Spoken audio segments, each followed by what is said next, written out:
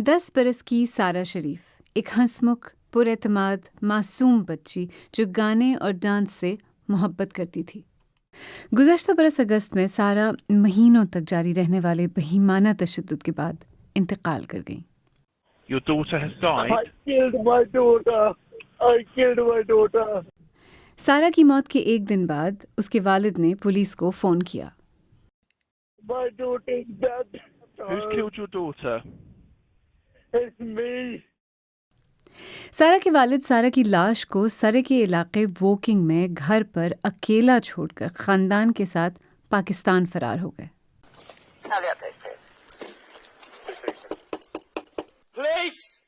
جب سارہ کے والد ابھی پولیس سے فون پر بات ہی کر رہے تھے، پولیس افسران ووکنگ میں گھر کے اندر پہنچ چکے تھے۔ سارہ کی لاش اوپر والے کمرے میں ایک بنک بیڈ میں چادر کے نیچے ملی۔ سارہ کے والد نے ایک ہاتھ سے لکھا ہوا ایک نوٹ چھوڑا۔ لو یو سارہ، یہ میں ہوں عرفان شریف جس نے اپنی بیٹی کو پیٹ پیٹ کے مار ڈالا۔ اس ننھی سی لڑکی کے جسم پر 70 سے زیادہ زخم تھے، جن میں ہڈیوں کے ٹوٹنے، خراشیں، جلنے اور دانتوں کے نشان شامل تھے۔ She had injuries to her shoulders. اس کے کندھوں پر ایسی چوٹیں تھیں جو ماہر امراض کے مطابق بہت کم دیکھی گئی ہیں، اور اس کی پسلیوں پر بھی کئی چوٹیں تھیں۔ آپ تصور کر سکتے ہیں کہ ٹوٹی ہوئی پسلیاں کس قدر تکلیف دہ ہوں گی۔ سارہ کا خون اس کرکٹ بیٹ پر ملا اور اس کے والد نے اسے مارنے کے لیے اس راڈ کا استعمال کیا۔ Your travel dates, please. I'll leave as possible tomorrow. اوپر کمرے میں سارہ کی لاش موجود تھی اور عرفان شریف اور اس کی بیوی پاکستان فرار ہونے کی تیاری کر رہے تھے۔ And return? Single. کچھ گھنٹوں بعد یہ خاندان پاکستان روانگی کے لیے ہیتھرو پر پہنچا، لیکن ایک ماہ تک مفرور رہنے کے بعد سارہ کے والد، سوتیلی ماں اور چچا فیصل ملک واپس برطانیہ آ گئے اور انہیں فوراً گرفتار کر لیا گیا۔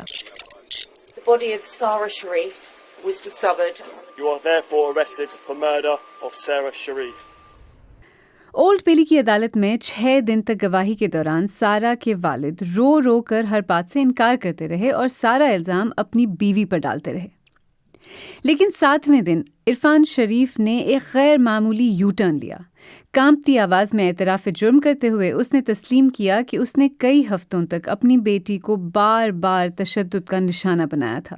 اس نے کہا، سارہ میری وجہ سے مری۔ She died because of me, he said. Irfan شریف نے سارہ کو جلانے اور دانتوں سے کاٹنے کے الزامات سے انکار کیا۔ بینش بطول نے دانتوں کے نشانات کا موازنہ کرنے کے لیے اپنے دانتوں کے نمونے دینے سے انکار کر دیا۔ I'm into my 30th year of policing. I've never seen. میں اپنی پالیسنگ کے 30ویں سال میں ہوں۔ میں نے کبھی ایسا کیس نہیں دیکھا جس میں ایک نوجوان کو اتنی ہولناک اذیت کا سامنا کرنا پڑا ہو۔